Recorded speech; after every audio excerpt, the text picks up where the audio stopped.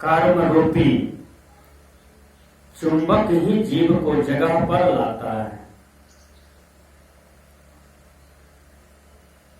मनुष्य तन कोई पाते हैं, उनके कर्म ही मनुष्य तन का देह है। कोई पशु तन में यात्रा कर रहे हैं, उनके अपने ही कर्म फल का भोग है। कोई कीड़े तन में यात्रा कर रहे हैं तो उनके अपने ही कर्म फल भोग है। कोई हरि, कोई परमात्मा, कोई भगवान अलग से नहीं है संसार में, जो सबको एक समान रखे। यह पृथ्वी पर बहुतों मनुष्य है, कहां कोई एक समान है। कोई राजा है तो कोई रंक है, कोई दुख में है, कोई सुख में है, कोई घर में है, कोई बेघर है। नाना प्रकार के आवरण में बंधे हुए हैं। इसलिए सद्गुरु कबीर जोर देते हुए कहते हैं, आपन कर्म न मिटो जाए।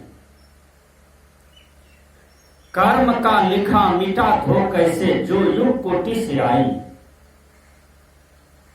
बहुत सुंदर ही सद्गुरु कबीर चित्रण करते हैं कि हे मनुष्य, अपने कर्म को तुम नहीं मिटा सकते हो। तुम स्वयं अपने कर्म से विधाता हो, तुम स्वयं अपने कर्म के स्वामी हो, तुम स्वयं अपने कर्म के भगवान हो, तुम स्वयं अपने कर्म के देवी देवता हो। तुम्हारे ऊपर में कोई देवी देवता नहीं है, कोई भगवान नहीं है। यदि ऐसी कोई बात कहता है तो वो कल्पना करता है और वो चमत्कारवाद सिद्धांत में पढ़ करके ऐसी बात कह रहा है। गलत गुरुओं के ज्ञान में फंस कर करके, गलत मौलाना काजी पंडितों की ज्ञान में फंस करके वो तुम्हें ढकना चाह रहे हैं। इसलिए तुम अपने कर्म के स्वामी हो, तुम अपने कर्म के देव हो, तुम अपने कर्म के भगवान हो, तुम अपने ही कर्म के विधाता हो, तुम अपने ही कर्म से यह मनुष्य तन प्राप्त किए हो, तुम अपने ही कर्म से पशु तन में चले जाते हो, तुम अपने ही कर्म से पक्षी तन में चले जाते हो, कीड़े तन में चले जाते हो। इसलिए हे मानव, तुम अपने जीवन में सदगति चाहते हो, मुक्ति चाहते हो, कल्याण चाहते हो, तो तुम एक अच्छे गुरु के चरण में जाओ। उसके चरण में जाकर के तन मन धन को समर्पण करके और आत्मज्ञान की शिक्षा लेकर के तुम अपने जीवन का आत्म कल्याण कर लो। यही सबसे बड़ी बहादुरी है। तो आज हम कर्म के बारे में चर्चा करने जा रहे हैं। कर्म किसे कहा जाता है?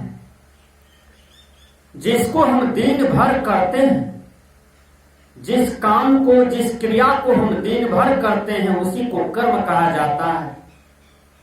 और कर्म मन इंद्रियों के साथ होता है, उसी को कर्म कहा जाता है। यानी मन वाणी शरीर से जो क्रिया होती है उसी को कर्म कहा जाता है। जिनका मन शुद्ध होता है, वाणी शुद्ध होती है, क्रिया शुद्ध होता है, उनका एक एक काम अच्छा होता है, उनका एक एक कर्म अच्छा होता है।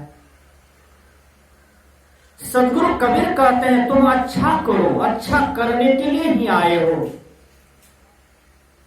बिना अच्छा किए हुए तुम यह संसार में नहीं जा सकते, क्योंकि तुमने मनुष्य तन प्राप्त किए हो। तुम घटिया करने जा रहे हो, खराब करने जा रहे हो। तुम्हारी आत्मा को क्या स्वीकार है? खराब काम, खराब कर्म तो आत्मा को स्वीकार नहीं है। इस संसार के जीवों को, ये मानव समाज को घटिया खराब कर्म कभी पसंद नहीं है। इसलिए हे मानव, सद्गुरु कबीर कहते हैं, आपन कर्म न मिटो जाए। तुम अपने कर्म के विधाता हो, तुम अपने ही कर्म से सुख दुख अर्जन किए हो, वही भोगते हो। कर्म 3 प्रकार के होते हैं। एक होता है क्रियमान कर्म, एक होता है प्रारब्ध कर्म, एक होता है संचित कर्म। क्रियमान कहते हैं वर्तमान कर्म को, प्रारब्ध कहते हैं पहले के कर्म को, और संचित कहते हैं इकट्ठा। यानी आपने जो पहले कर्म को इकट्ठा किए हैं उसके अनुसार से आपको मनुष्य तन मिला, माँ बाप मिला, परिवार मिला, जाति मिला, देश मिला, कर कुटुंब मिले, रिलेशन के लोग मिले। ये प्रारब्ध कर्म के अनुसार मिलते हैं। और जिस मनुष्य के यहां तुम्हारा जन्म हुआ वहां से तुम्हारा फिर क्रियामान कर्म शुरू होता है, वर्तमान का कर्म शुरू होता है। उसमें घटिया ना हो, उसमें बुराइयां ना हो, उसमें अच्छाइयां हो। तो सदगुरु कबीर कहते हैं कि तुम्हारे ऊपर में कोई विधाता नहीं, कोई भगवान नहीं, तुम स्वयं विधाता हो, स्वयं भगवान हो। तुम अपने ही कर्म से सुख दुख रचते हो, तुम अपने ही कर्म से मुक्ति गति पाते हो, तुम अपने ही कर्म से नरक स्वर्ग में जाते हो, तुम अपने ही कर्म से मनुष्य तन पाए हो, और तुम ही अपने जीवन में मुक्त भी हो सकते हो। इतना सुंदर ज्ञान का बंटवारा सदगुरु कबीर करते हैं। आपन कर्म न मिटो जाई, कर्म का लिखा मिटा धो कैसे, जो युग कोटि सिराई।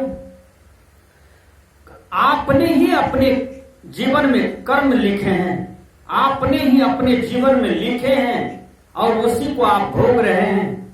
यदि आप इस जन्म में अच्छा करते हो, यदि अच्छा करते हुए भी फल भोग में बुराइयां आती है, इसका मतलब है कि आपका पूर्व जन्म का कर्म उदय हुआ है। विचार करें, पूर्व जन्म का कर्म बड़े बड़े महान सम्राट, राजा, भगवान, देवी देवता, संत महात्मा, मुनि सबको भोगना पड़ा है। इतिहास के पन्ने को उल्टा करके देखें, भगवान राम को भी अपना कर्म का फल भोगना पड़ा। विचार करें, भगवान कृष्ण को भी अपना कर्म का फल भोगना पड़ा। विचार करें, राजा दशरथ को भी अपना कर्म का फल भोगना पड़ा। राम कृष्ण परमहंस को भी अपना कर्म का फल भोगना पड़ा। कोई कमजोर व्यक्ति नहीं, कमजोर व्यक्ति केवल कर्म का फल नहीं भोगते हैं। बड़े बड़े प्रतापी लोग भी अपने ही कर्म के अधीन हैं और अपने ही कर्म के फल भोग करके इस दुनिया से चले जाते हैं। मैं उपमा देता हूं भगवान राम का। भगवान राम बाली को मार देते हैं छिप करके, और बाली बहुत शोकाकुल होकर के उनका प्राण निकल जाता है। लेकिन भगवान राम तो अपराध कर दिया स्वार्थ में पड़ करके। जब भगवान राम का जन्म होता है द्वापर में कृष्ण के नाम से, तो वही बाली इस जन्म में भगवान कृष्ण को पैर में बाण मारते हैं और भगवान कृष्ण गिर जाते हैं। तो जरा नाम का व्याधि, जरा नाम का जो वो व्याधा था, वो दौड़ करके आते हैं भगवान कृष्ण के पास। कहा, हमने तो आपको मार दिया। कहा, अगले जन्म में हम राम थे, तुम बाली था, वही कर्म का फल मुझे भोगना पड़ा। तो विचार कीजिए, ये तो भगवान राम बताए अपने मुख से, रामायण में देख लीजिए। अब विचार कीजिए, जिस भगवान को जन्म देने वाले राजा दशरथ, वो राजा दशरथ भी नहीं बच पाते हैं। वो भी कर्मफल के अधीन हो गए। श्रवण कुमार को बाण मारे थे और श्रवण कुमार के माता पिता ने श्राप दिया कि जिस तरह से मछली के बिना जिस तरह से मछली जल के बिना तरफ तरफ करके मर जाती है, उसी तरह से मैं भी पुत्र के वियोग में तरफ तरफ करके मर रहा हूं। मैं तुमको श्राप देता हूं दशरथ, तुम भी पुत्र के वियोग में तरफ तरफ करके मर जाओगे। और वही हुआ। जब राम का राज्याभिषेक था पासा पलट गई। भारत के लिए राजगद्दी मांगा गया और राम को 14 वर्ष का वनवास होता है। देखिए श्राप कैसे आदमी को पछाड़ता है। श्रवण कुमार के माता पिता का श्राप, ऋषि मुनियों का श्राप था, राजा दशरथ को भोगना पड़ा। राम के वियोग में दशरथ भी तरफ तरफ करके दम तोड़ दिए। विचार कर सकते हैं, यह कर्म फल है। तो बड़े से बड़े महान प्रतापी लोग कर्म के अधीन हुए हैं। भगवान, देवी देवता, सुर नर मुनि साधु संत महात्मा सब कर्म के ही अधीन हैं। इसलिए सदगुरु कबीर कहते हैं, जौ लो तारा जगमगे तौ लोगे न पूर, तौ लो जीव कर्म बस डोले जौ लो ज्ञान न पूर। तारे तभी तक टिमटिमाते हैं जब तक सूर्य का उदय नहीं हो जाता। उसी प्रकार जीव कर्मों के वशीभूत तभी तक रहते हैं जब तक पूर्ण ज्ञान का उदय नहीं हो जाता। सदगुरु कबीर कहते हैं कि हे भाई, यह कर्म की रस्सी से वही बचते हैं जो आत्मा को जान जाते हैं, जो बैठे हुए परमात्मा को जान जाते हैं, अपने हृदय में बैठे हुए भगवान को जान जाते हैं और उसके अनुसार से कर्म करते हैं, वही यह कर्म की रस्सी से बच पाते हैं, नहीं तो कोई नहीं बच पाया। इसलिए प्रत्येक मनुष्य अपने कर्म के विधाता है, अपने कर्म के स्वामी है, अपने कर्म के भगवान है।